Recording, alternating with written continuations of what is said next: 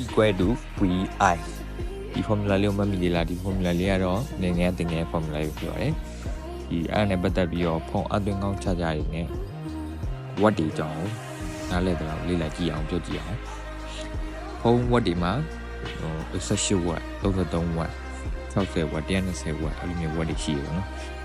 120 watt နဲ့ပြောကြည့်အောင်120 watt 120 watt ဆိုတာအသွင်းကောင်းကနေထုတ်ပေးနိုင်တဲ့အမြင့်ဆုံး power ပေါ့ maximum power လို့ပြောတယ် maximum power ဖြစ်တယ်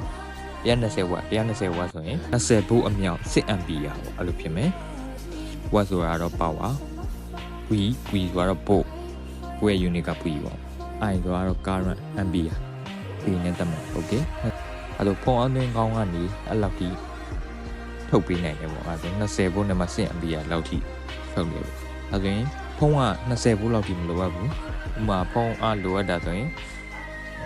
5 volt 2 ampere အဲ့လောက်ပဲလိုအပ်တဲ့10 watt ပေါ့10 watt ပဲလိုအပ်တဲ့ဖုန်းကို120 watt ကြီးနဲ့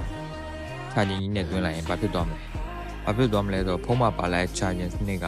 သူလိုအပ်တဲ့10 watt လေးကိုပဲယူရမယ်ကျန်တဲ့100 watt ကအလကားဖြစ်သွားလိမ့်အဲ့တော့အဓိကကိုယ့်ရဲ့ဖုန်း charging စနစ်ပဲ okay ကိုယ့်ရဲ့ဖုန်း charging စနစ်ကသူ33 watt ဒီလက်ခံနိုင်တဲ့ဖုန်းတစ်လုံးကို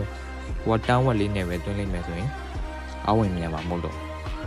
အဝင်နေလေအဲကြောင့်အဝင်မြန်နေမြန်မှုဆိုတာဖုန်းနဲ့လည်းဆိုင်လို့ဒီ charging ကျိုး charging ကောင်းနေနဲ့လည်းဆိုင်တယ်အဲကြောင့်ကိုယ့်ရဲ့ charging စနစ်ကကိုယ့်ရဲ့ charging ဖုန်းကဘယ်လောက်ထိယူသုံးနိုင်လဲဆိုတော့အရင်တိအောင်လုပ်ပြီးတော့မှဒီ charging ကျိုးတွေကိုဝယ်နေတယ်အဲဒီဖို့အတွက်လည်းကိုဖုန်းရဲ့ model ကိုရိုက်ပြီးတော့ charging စနစ်လေးရိုက်လိုက်တယ်ဆိုတော့ဘယ်လောက်ဝယ်ယူသုံးနိုင်မှာလဲဆိုပြီးတန်းကြလာတယ်အတိအကျဝက်ကြီးလိုက်ရှာကြမလို့ရမယ်အတက်နိုင်ဆုံးတော့သူနဲ့တူပါလေးလိုက်ရှာပြီးတော့ဝက်လေးတွေယူရမယ်အဲ့တော့တောင်းဝက်ပဲလိုအပ်တဲ့ပုံ120ဝက်ကြီးဝယ်သုံးရင်တော့အလကားဖြစ်လိမ့်မယ်ပတ်စံနဲ့ပူပုံလိမ့်မယ်နောက်ပြီးတော့သူ့ရဲ့ခံနိုင်တဲ့ပို့တဲ့ပို့ကြီးတဲ့ဝက်နဲ့တွင်းနေချိန်မှာဖုန်းလေးပစ္စည်းနေတယ်အဲ့တော့ P equal to V